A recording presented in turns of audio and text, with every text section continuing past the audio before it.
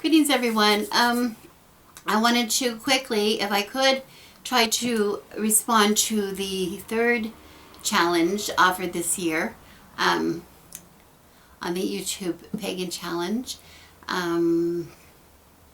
week 3 of 2016, which asked, do you have an altar, shrine, or sacred space? Well, I love this one, of course. I think this is one of the questions that most of us love the most because we really do. I hope that people will share their altar spaces with us. I think I share that feeling with a lot of you, that we love to see what people, how they set up their altars and things. And I'm not trying to cheat with that. I just wanted to point out that I have quite a few videos in the past that I have done, if you look on my channel on YouTube, where I have shown my altars from time to time, and I promise I will do that again in the future. But for right now, there's really not too terribly much to share. I might share one of them with you. We'll see at the end of the video. But anyway, the reason some of them really don't have anything that much different to share with you that you can't see on another video. And I did want to make this sort of quick. But first I want to say about the subject that yes, absolutely, I do have sacred spaces. I have quite a few of them. And I agree, a lot of people have already said, I think, that a lot of places out of doors, people find very sacred. I do too. Of course, my major one outdoors is my beloved Pacific Ocean, which I live very close to. And when that's where I go most often, when I really need to feel that sense of being connected to a sacred space.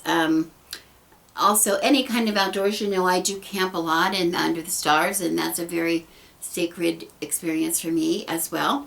And I just returned from a 5-day trip up into the San Bernardino Mountains, 7,200, I think, feet in the snow. Which was quite a spiritual, that's a very spiritual place as well. Not quite my favorite because I'm not a big fan of the altitude, but it was beautiful, and it's wonderful to remind us of the greatness of the outdoors, how powerful the energies, the trees, so many trees, and the bitter cold, it pulls, I'm almost drained when I come home because it almost drains me of my energy because it has such a powerful impact on me. But anyway, in my home, I think the question most of us are interested in, in my own home, do I have special places? Yes, I absolutely do. I have at most times identified 4 different places in my home that are regular, what I would consider altar spaces. Number 1, which is a very, very small, it's probably the most important because it is located in our office. We have our home business there. It is a very small corner of the top of the cupboard, and it is made up of only a candle and incense burner. Every morning, either my husband or I set that spell. We set that to go. We have special incense or oil, depending on the time. Right now, it's an incense blend that we're using, and it's a simple tea light, and we say a special intention there at the candle and light that every day for our business, for our success in our business, and that's right. Now, that's something that's just a daily thing. We have. Other than that, we will set spells to work. And of course, when we set a spell to work, a special spell, like we are just now ready to renew some of the things, and I'm going to be doing a video on that very soon, on some of the things that are coming up that I sort of renew at this time of the year. Some of our, I call protections spells, particularly in our home. Also some prosperity spells, setting up some new special spells in the home. Those things are done in the altar that I showed you. I think on a video that I did a special about the, I did an ancestor altar in there a couple years ago, I think. And so it's in my bedroom. That altar is where we set up spells that are going to be there a while, you know, so they, for a lot of things like that, because it's out of the way, it's not the public, the people, friends and family and things who come into our home, you know, are not going to interfere with it. They're not going to, you know, knock it over or whatever. It's in our bedroom in a safe place. That's where we sleep. Being where we sleep, I really like that connection with having a presence near where I set my spells. So I like to have those in that room. So anyway, that's just like that's an altar that's done pretty generically, a generic setup. I don't mean generically, but you know, I have like the bare minimums. I have, you know, candles and well, whatever. You know, I've sort of showed it in the past.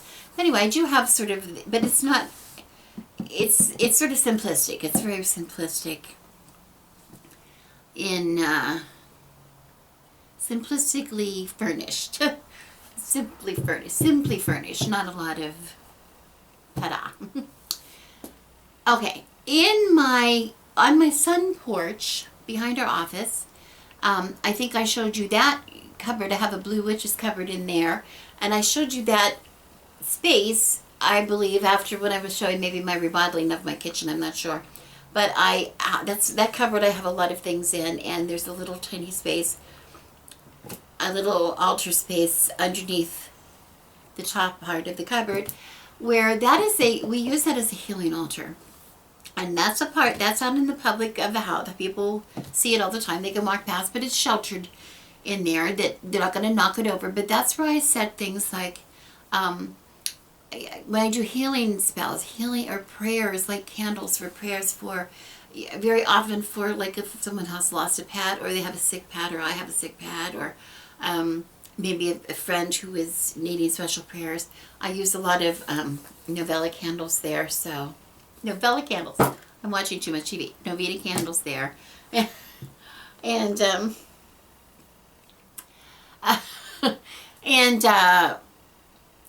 you know, so that's usually for that. Again, it's a grab and go kind of an altar, you know, when I really need to, if somebody says, oh, please pray for my mother or whatever, I have candles underneath for that purpose. I will add a candle to that altar. It's best when that altar is empty. That's what I want to say. It's something that I use as the need arises. I use it, and I like that because during the day I'm usually in the office. My husband's in the office, or we're close by. We can attend the candles. We can attend, and as we are nearby, offer more prayers, more intentions, say more intentions. So that's why we have that there. And then finally, my last and I would consider my main altar, my most important altar, is here in this room. This room is the heart of it's the center of my spirituality in my home. This is just where I come for, I feel most comfortable in this room. This is my room. It smells like me, my incense, my tarot cards. I have another cupboard here, which is covered with a lot of stuff in it. But this is where I do my tarot readings. The altar in here, I think I showed you in the past. I could shoot a little shot of it at the end of this video. It's very, again, simply furnished right now, but I do use it. This is what I use for anytime I'm in this room doing tarot or I make beadwork or doing journaling, those kind of things in this room. I light my incense, I light my candles on my altar, my working candles. I use this for cleansing tools. Right now I have a new tarot deck. Someone gave me a new tarot deck that it's in its final cleansing stage here on my altar. What else? Anyway, if we do any kind of an indoor ritual, if my husband and I do, I prefer outdoor rituals, and we sort of got out of the habit of doing too many indoor rituals because we used to do them with a group that really doesn't meet anymore, but we got into that habit of doing group rituals all the time, so we were sort of falling behind. But anyway, if we do indoor rituals, this is where they're usually done, in this room, unless we do them out by the fire. So this is just a general working space, but it's also my space if I want to do meditations, if I want to do those kind of things. This is where I come. So this is really the heart of my spirituality, is located in this altar, in this room. So anyway, like I said, maybe I will shoot a picture at the very end and just show you what I have. And so I'm not really cheating you out of it completely. And I promise that I'm going to update you on some of the other things that I've set up around the house. So and future videos. So anyway, but I wanted to get this out. I wanted to try to catch up, because I'm having such a good time with these, watching your videos. So, and thank you for watching mine. I really appreciate it. It's nice to know that somebody finds what I have to say interesting at all. So anyway, thank you for coming to my channel. I am Rebecca, and I wish you blessings. I'm just going to give you a little quick tour. There I have my Will of the Year. I don't know if you can see it. That stays above this altar always. And, oh, I think that's next week's video. Oh, next week's topic. Anyway, and then my husband's staff. And just some simple candles. There's my, smudge stick. And, God, but I always keep it just there. Here's my tarot deck. I told you I had a tarot deck here that was in its final stages of being cleansed, and just some incense. And there's my staff. Very simple, but always ready to go. Always ready to go. I always keep some crystals.